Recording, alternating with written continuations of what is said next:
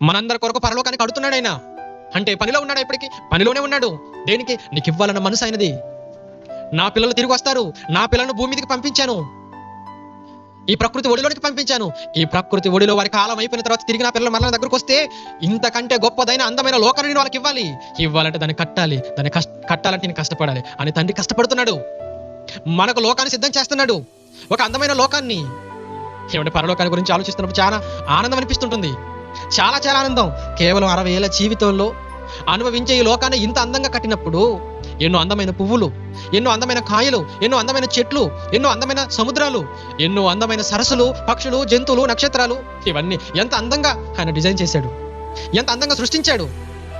ఏ పక్షిని చూసినా అందంగానే కనపడుతుంది, ఏ జంతువుని చూసినా అందంగానే కనపడుతుంది, ఏ జలచరాన్ని చూసినా అందంగానే కనపడుతుంది. ప్రకృతిలో ఇంత అందంగా ఉన్నా ఇవన్నీ మనం కొంతకాలం అనుభవిస్తాం, కొంతకాలం తర్వాత ఇవన్నీ కూడా మళ్ళీ మంటల్లో కాలిపోతాయి, బూడిదైపోతాయి. కానీ దేవుడు కట్టే ఆ లోకం ఏదైతే ఉందో అది కాలిపోయేది కాదు, కూలిపోయేది కాదు, నిత్యం ఉండే లోకం. ఎలా ఉంటుంది అది? బంగారం. బంగారంతో కడతాడైనా, వజ్రాలతో కడతాడైనా. ఏమంటే కొవ్వూరు వజ్రం కోసం యుద్ధాలు జరిగాయని మనం చదువుకుంటాం.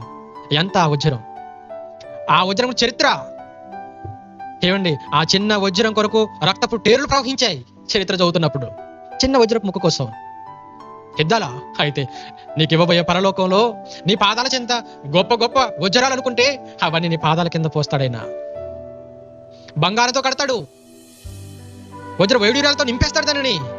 ఎంత అందమైన లోకం అండి. తండ్రి కష్టపడి పని చేస్తున్నాడు ఇంకా. అంటే మనకి ఇవ్వాలన్న మనసు అండి అయింది. ఎప్పుడు కూడా మన నుండి ఏది ఆయన ఆశించలేదు, మన నుండి ఆయన ఆశించేవాడు కాదు.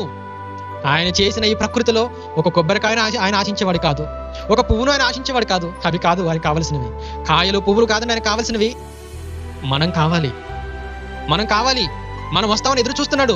నా పిల్లలు వచ్చి తండ్రి నా కొరకు ఏ సిద్ధం చేసావని అడుగుతామేమో అని మనం అడగక మునిపే మరలా మరొక లోకాన్ని, అందమైన లోకాన్ని ఆయన సిద్ధం చేస్తున్నాడు, కడుతున్నాడే. ఏంటండి ఆయన మనసు? అందుకే ఆయన గురించి చదువుతుంటే యెహోవా దయాదాక్షిణ్యము గలవాడు, యెహోవా అందరికి ఉపకారి. ఇవ్వటమే ఆయన పని, ఇవ్వటమే ఆయన పని, ఇవ్వటమే ఆయన పని. తండ్రిగా ఇవ్వటమే ఆయన పని. నిజమేనండి, ఇస్తున్నాడు. ఇదే మనసు ఎవరికి ఉంటుంది?